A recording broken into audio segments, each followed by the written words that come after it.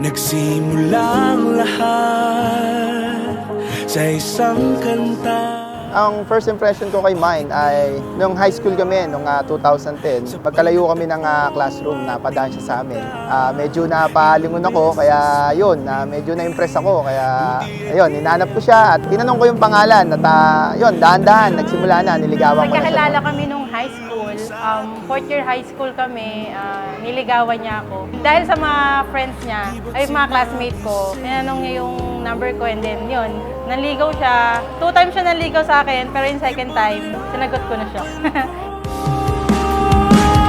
Tahanan mo ako, di magbabago.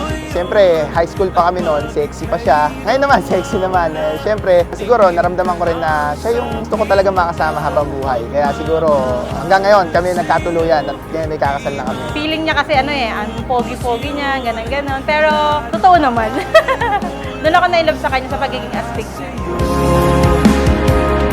Basta nandito lang ako sa tabi mo.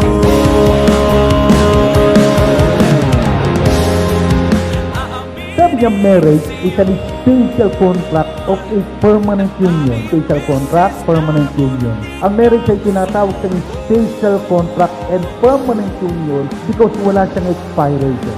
Ito yung tinatawag naming pangabang buhay na pagtatalaga o yung lifetime commitment between men and women.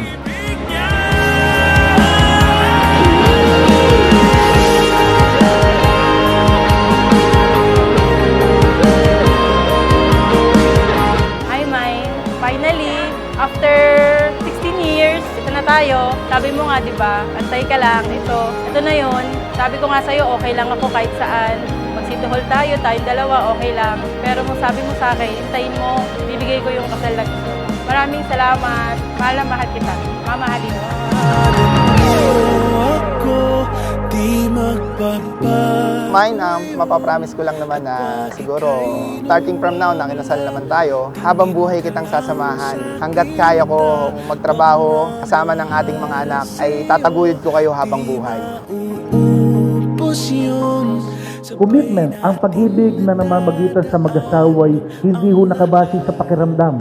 Kasi yung pakiramdam, yung feelings, nagpe-fade. Pero dahil sa ang meaning of marriage, base sa ating batas at sa batas ng Diyos ay commitment. Kaya kahit na hindi mo na maramdaman yung dating pagmamahal, kahit na hindi na ganun kainit yung pagmamahal, dahil sa ikaw ay committed, mananatili yung kontratang yun na nag-aalab sa inyong mga puso. Tanda na, ikaw ay makasama sa hirap. Mahal kita, lahat ng meron siya, lahat ng ikaw minahal ko, kahit yung araw na hindi madali, kahit yung mga araw na pareho tayong pagod, kasi ikaw yung partner na pinili ko, ikaw yung tahanan ko, ikaw ang buhay ko, at ikaw ang kakampi ko sa lahat ng bagay at oras.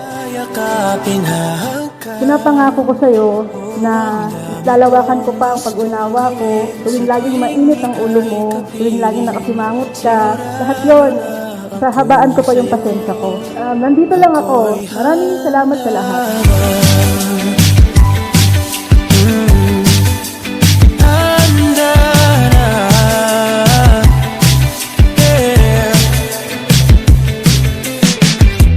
Ito ang aking pangako. Sabi sa Bible, 1 Corinthians chapter 13, verse 13, sabi niya, meron 3 bagay ang mananatili. Una yung faith, ikalawa yung hope, ikatlo yung love. But among the three, ang pinaka-greatest yung love. At yung love na yon ay nakabase sa tinatawag na commitment.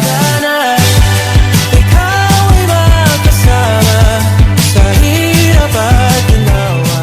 Sir and ma'am, sa gabing ito po, yun po ang ibig sabihin ng salitang marriage sa ating family code o civil law. Kaya say commitment and permanent union. Masaya ako, Mine, kasi ikaw ang naging partner ko, ikaw ang makakasama ko sa pagtanda. Sana hanggang dulo, pagtiisan mo ako, at sana hanggang dulo, maramdaman mo na mahal kita. Mahal ko, ikaw ang pahinga ko, ikaw ang tahanan ko, At sa buhay na ito, ikaw ang pinili ko forever. Salamat kasi tinupad mo yung pangarap ko na maglakad sa aisle, na magsuot ng wedding gown. Maraming salamat. Mamahalin kita at mas mamahalin pa kita habang nabubuhay ako. Aking sinta, ano bang meron sa iyo? Pag nakikita ka na, bumabagal ang hanggang ng aking mga mata. Huwag kang Pinapangako ko na hanggang sa pagtanda natin magkasama tayo, tayong dalawa hanggang dulo, yun ang pangako. Nay, mahal na mahal kita. I love you so much. Thank you for everything. I love you. ating pagtanda, mamahalin